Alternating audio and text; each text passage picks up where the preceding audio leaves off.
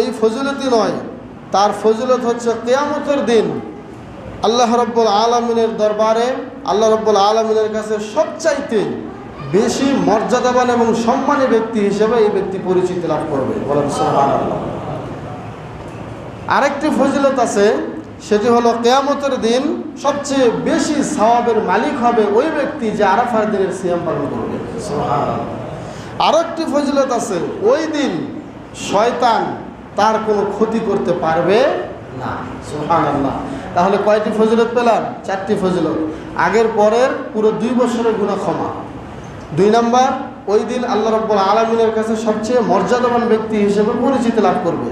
Number 3, আল্লাহ রাব্বুল আলামিন তাকে অনেক অর্থাৎ সবচেয়ে বেশি সওয়াবের মালিক তাকে বানাবেন। নাম্বার 4, ওই দিন শয়তান তার কোনো ক্ষতি করতে পারবে না।